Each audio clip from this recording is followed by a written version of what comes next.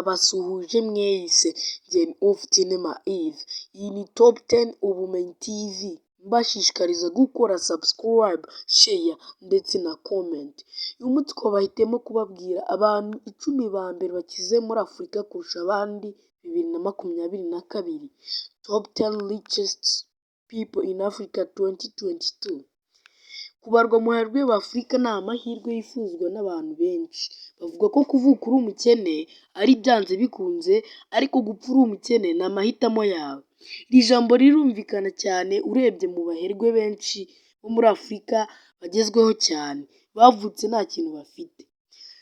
Ndabashimira mwese mwakoze subscribe, Imana ibahe umugisha. Bibutse gukora subscribe, inkunga ikomeye cyane. Ku mwanya wa 10 turasanga umugabo witwa Patrice Motsepe. Uyu mugabo akaba atunze amafaranga agera muri miliyari 3.1 y'amadolari y'Amerika. Ku mwanya wa 9 turasanga umugabo witwa Nagib Sawiris. Uyu mugabo akaba atunze amafaranga akabakaba muri miliyari 3.2 by'amadolari y'Amerika. Bibutsa gukora subscribe, inkunga ikomeye cyane.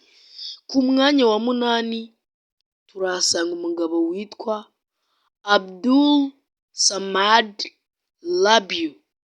Uyu mugabo akaba atunze amafaranga miliyari 4 z'amadolari n'ibice 9. Ku mwanya wa 7 turasanga umugabo witwa Nathan Klish. Uyu mugabo akaba atunze amafaranga agera kuri miliyari 4.7 z'amadolari y'Amerika.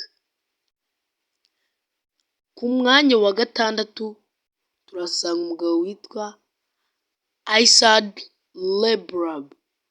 Uyu mugabo akaba atunze amafaranga miliyari 4.8 z'amadolari y'Amerika. Bibutsa gukora subscribe. Ku mwanya wa 5 turasanga umugabo witwa Mike Adenuga. Uyu mugabo akaba atunze amafaranga agera muri miliyari 6 z'amadolari y'Amerika. Ku mwanya wa 4 turasanga umugabo witwa Johan Rupert. Akaba atunze amafaranga agera kuri miliyari 8.1 by'amadolari. Bibutsa gukora subscribe, inkunga ikomeye cyane kuri top 10 ubumenyi TV. Ku mwanya wa 3 turasanga umugabo witwa Nicky Oppenheimer. Akaba atunze amafaranga miliyari 9 z'amadolari y'Amerika. Mbibutsa ko aya mafaranga tuyavunje mu manyarwanda byaba tiriyoni 9 mu manyarwanda. Ku mwanya wa 2 turasanga umugabo witwa Nassef Sawiris. Akaba avukana na wa wundi twabonye ku mwanya wa 9. Amafaranga ye ni biliyoni z'amadolari 11.2. Ku mwanya wa mbere number 1 turasanga umugabo witwa Aliko Dangote. Umwirabura ukize kurusha abandi batuye Afurika bose, uyobora ikigo cyitwa Dangote Group, utunze amafaranga akabakaba biliyoni z'amadolari 19.2. Ku rwego rw'isi ariko Dangote ni umuntu wa 97 ukize kurusha abandi ku isi.